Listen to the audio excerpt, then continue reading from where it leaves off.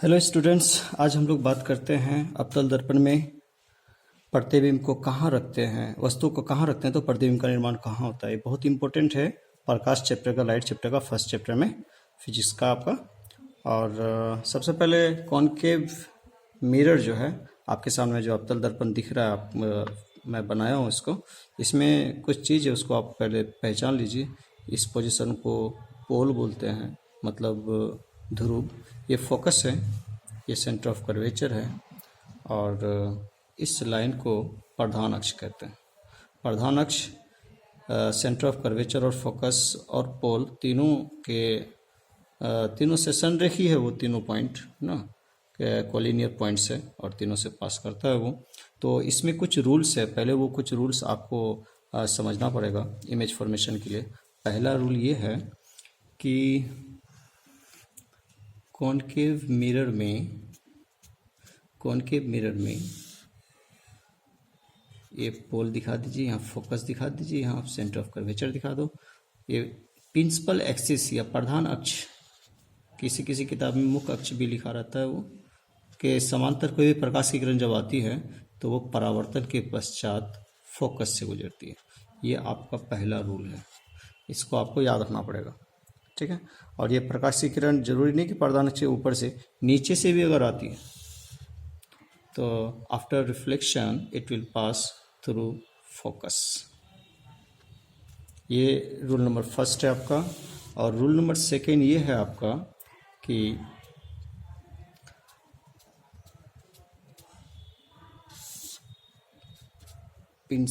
पोल हो गया, ये आपका फोकस हो गया, ये आपका सेंटर ऑफ कर्वेचर। दूसरा रूल ये है, इसका रिवर्स है एक तरह से, कि अगर कोई प्रकाश की किरण, कोई लाइट रे अगर एफ से आती तो वो परावर्तन के पश्चात जो रिटर्न होगा वो प्रधान अक्ष के पैरेलल हो जाएगा। ये सेकंड रूल हुआ आपका, इस रूल को याद रखिए। और उसके बाद थर्ड रूल आपका ये है, ये रूल्स बहुत इम्पोर्टेंट है, आप इसको याद करके ही इमेज फॉर्मेशन को समझ सकते हैं। थर्ड रूल ये है आपका कि कोई रेज अगर पी पर अगर इंसिडेंट करता है तो जितना का एंगल ऑफ इंसिडेंट वो प्रिंसिपल एक्सिस के साथ बनाया, उतना ही का एंगल ऑफ रिफ्लेक्शन वो इसके साथ बना करके उतना का ही सेम टू सेम होगा। ये आई होगा, ये आर होगा, उतना ही का बना करके वो नीचे से पास कर जाएगा। नीचे से आती है तो ऊपर से पास कर जाएगा। ये आपका रूल नंबर थर्ड हो गया। और फोर्थ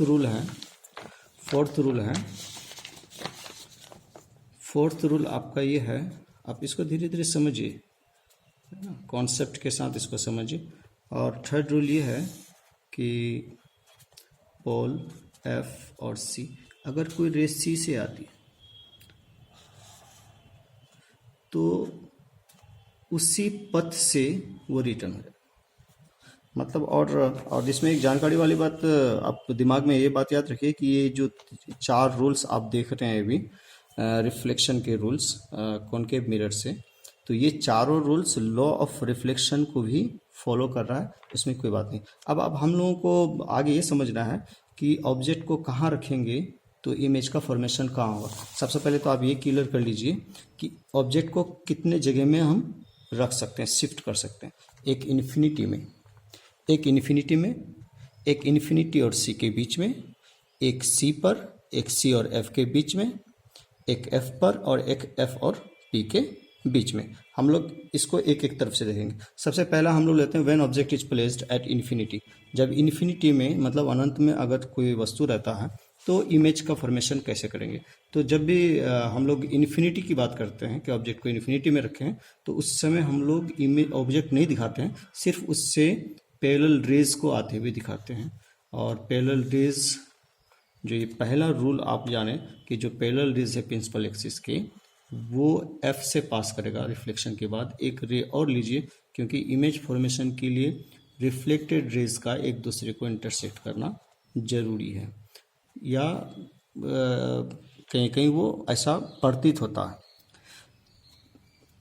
तो दो रिफ्लेक्टेड रेज आप ले लिए और दोनों एक दूसरे को इंटरसेक्ट कर रहा है फोकस पर। अब देखिए, यही हो गया image.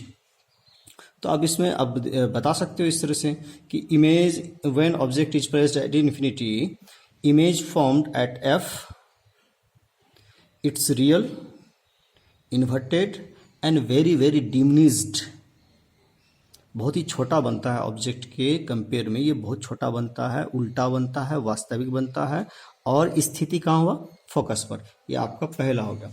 Second, when object is placed between infinity and C, या 2f भी बोल सकते हैं इसको, यहाँ रखते हैं अगर इन्फिनिटी और सी के बीच में, तो इमेज का फॉर्मेशन किस तरह करेंगे हम लोग। तो एक रे ले लीजिए आप पैरेलल प्रिंसिपल एक्सिस के, वो f से पास कराइए, और दूसरा रे ले लीजिए आप f से ले लीजिए, आप p से भी ले सकते हैं, और उसको रूल के हिसाब से पैरेलल हो जाएगा। ये एक दूसरे को इंटरसेक्ट करेगा, आप देखेंगे, आप स्केल वगैरह लेकर के जब बनाओगे तो आप देखोगे ये हर हाल में आपका अगर f और c ये सब मेजरमेंट सही से अगर लिए हैं आप, तो ये हर हाल में c और f के बीच में ही इमेज का फॉर्मेशन होता है। तो अब इस स्थिति में आप बता सकते हैं कि when object is placed between infinity and 2f, image form between c and f real and inverted, जहाँ रियल होता है वो इन्वर्टेड होता ही है, ये बात आप याद रख लीजिए। और स्मॉल, वेरी स्मॉल या बहुत स्मॉल, डिमिनिश नहीं बोलेंगे, स्मॉल बनता, छोटा बनता, उसके अपेक्षा छोटा बनता। ये आपका हो गया सेकेंड पोजीशन में। और थर्ड पोजीशन में हम लोग आते हैं when object is placed at 2f। जब 2f पर ऑब्जेक्ट को रखेंगे तो वही रूल के हिसाब से एक पैरेलल लीजिए और वो f से पास कराइए, दूसरा f से लीजिए जो पैरेलल हो जाएगा। और आप देखेंगे, इसको मैं पहले ही बना लिया था क्योंकि इसमें प्रैक्टिस चाहिए, इस फिगर में ज़्यादातर पोजीशन इधर उधर हो जाता है। तो आप देखेंगे इस पोजीशन में कि image will be formed at the same place where object has been placed, मतलब 2f पर रखेंगे तो 2f पर ही बनेगा, और बराबर बनेगा, इन्वर्टेड बनेगा और उल्टा बनेगा। ये आपका हो गया थर्ड में। फोर्थ में आप आ जाइए, डिस्कशन कीजिए। When object is placed between C and F, C और एफ के बीच में जब ऑब्जेक्ट को रखते हैं तो एक रे ले लीजिए पैरेलल, वो एफ से पास कराइए उसको, और एक आप एफ से ले लीजिए तो वो अकॉर्डिंग टू द रूल वो पैरेलल हो जाएगा। और अब आप देखेंगे कि जो ही ऑब्जेक्ट को सी के अंदर आप प्लेस किए हैं, इमेज सी के बाहर बनना शुरू हो जाएगा।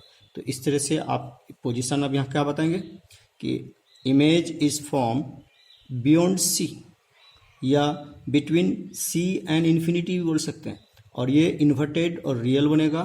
उसके बाद इसका और एक कैरेक्टर होगा लार्जर, अब लार्जर बनना शुरू हो जाएगा। उसके बाद जा कर के आप आ जाइए फिफ्थ पोजीशन में। फिफ्थ पोजीशन में है कि when object is placed at F, तो एफ पर जब रखते हैं तो एक पैरेलल रे ले लीजिए, और according to the rule it will pass through focus. And आप एक यहाँ से भी ले सकते हैं या पी से भी ले सकते हैं। पी में अगर मान लो इंसिडेंट कराते हैं हम, तो वो उतना का ही एंगल बना करके वो इस तरह से निकल जाएगा।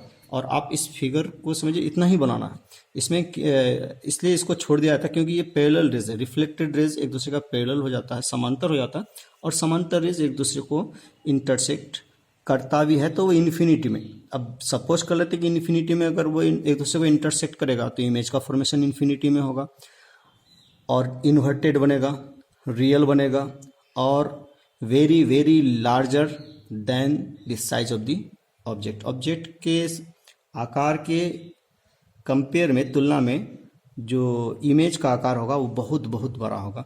ये आपका फिफ्थ पोजीशन हो गया। और सिक्स पोजीशन में हम लोग डिस्कशन करते हैं कि when object is placed between C and F, तो इसके लिए ये वाला फिगर आप लीजिए, क्योंकि थोड़ा सा पीछे इसका इमेज बनता है, तो ये थोड़ा सा पहले ही से सोच करके आप रख लीजिए।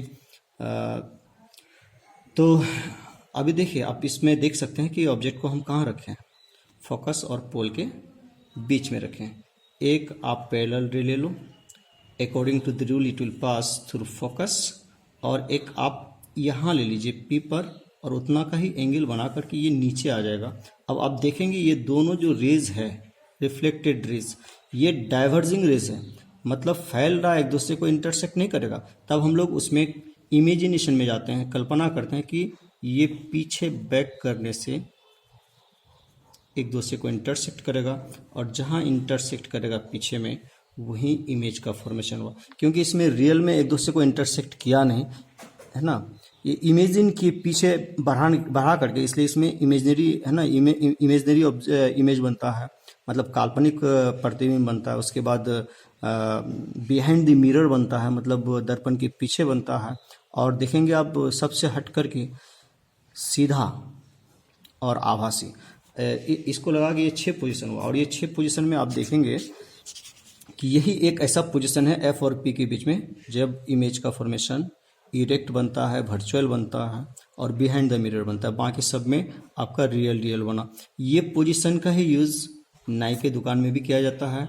हमेशा नाई के दुकान में जो कस्टमर है उसको एफ और पी के बीच में बैठाया जाता है।